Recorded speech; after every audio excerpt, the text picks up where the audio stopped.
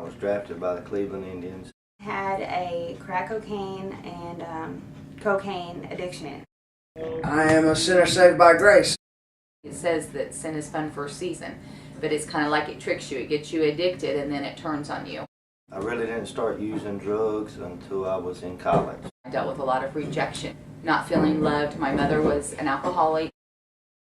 I had a really supportive family. I've used every kind of drug known to man. The peer pressure of teenagers and fitting in and to be cool, I started drinking and partying and smoking weed, marijuana. In junior high, trying to be part of the crowd, trying to fit in, to find my place. I had started experimenting drugs when I was about 16 years old. I started smoking pot. Started out, of course, in high school when I wanted to be part of the crowd and wanted to feel love and acceptance in my life, and I kind of drew to the people that would accept me, which were the outcasts. I think we all feel like outcasts at one point of our life, especially during those years. You know, it works for you for a while. You know, that is one of the main reasons that I used alcohol, because it worked with anxiety. It helped me with fear. It helped me be somebody that I wasn't. Used and drank every day to forget about what I could have been. Kind of became whoever it was that I hung out with. So I never really knew who I was, and so I went ahead and fell into the wrong crowd and got introduced to drugs and alcohol. I kept telling myself I'm fine, everybody else is doing it, and it's never going to be a problem. I'll never use anything more than marijuana. You know. I experimented. Everyone starts out with just experimenting with the drugs and alcohol. Whatever I could do, pills, marijuana, but my vice was probably crack cocaine. You know, I've had put on myself a lot of pressure to, you know, be somebody that, you know, I was people pleaser. You know, that's really difficult to deal with. Rebellion and anger was creeping into my heart. I guess one of the main things when people are dealing with drug and alcohol problems, there's usually something that's a lot deeper, a root cause of things that are going on. The world considers a fun time, and it was fun. Sin is always fun for a season, but it doesn't last. Is when it took over my life and I quit college and gave up my dream of being a professional baseball player. I've lost my mother, I've lost my children, I have not seen my first grandson. I had said many hateful things to my parents. Things weren't going good at home, and I was rebelling at home. And I loved to play sports.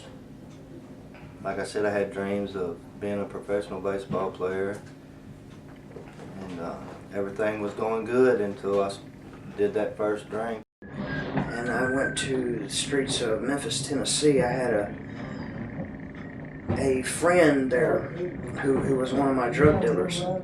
I eventually started selling and using cocaine. I got involved in gangs out there on the streets of Memphis, Tennessee. The world is it can be very deceitful. You know, it can tell you that this is what you need, this is what's going to make you feel better, but it's not, you know. Life instead of death, because that kind of life is death. Nothing but death, destruction. I've been in and out of county jails for the past 9 years, and it's just been a rotating door of jail, freedom, jail, freedom, jail, freedom. I was sneaking in my next door neighbor's car to sleep, and there was one night that I just I cried out to God. I just had enough. And I was sleeping in that car that night, and I cried out, and I told God, I said, I'm ready to come home. I didn't want to live anymore. I did not realize I had an addiction until I knew one day when I woke up that I had to have it. That I was more or less, I did not know that what I was really desperate for was to have the Lord in my life and to seek Him to help me cope with the way that I was feeling. I've tried secular programs. I've been to 30 different secular programs, halfway houses. I really had to find out what I was created for, and I found that in the Word of God. I had to find out that I was something unique, that God created me, and I was meant for more than this. And until you truly find out who you are, you know, what our purpose here on this earth is for, and you look at it through that way, you really don't get set free. Ever since I surrendered to the Lord and asked Him to come into my heart and my life, it's been, I got that hope back. He gave me that hope back, and you know, you shatter your dreams because of alcohol and drugs. It will shatter your dreams.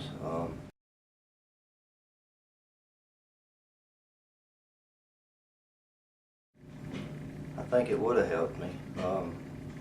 I think it would have brought it to my attention that that parents that test their kids and know what they're doing instead of just relying on their word, that they can actually know that they're doing this. Maybe they could catch it at an early age and get some kind of counseling. Or I think it's great because whenever they're picking up a substance, there's something in their life that they're either trying to cover up, or I used it to make me be more social, or you know, it's always being used for something they're lacking in their life, and they're not going to tell the truth when they're doing it.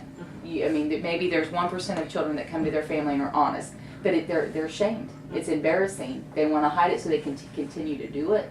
So I think I think that's a very good idea. I mean, we need to know, because the kids, when they pick it up, they don't know. They just think it's fun, and they think it's a game, and it ends up being that way for a minute, and then before you know it, you're hooked.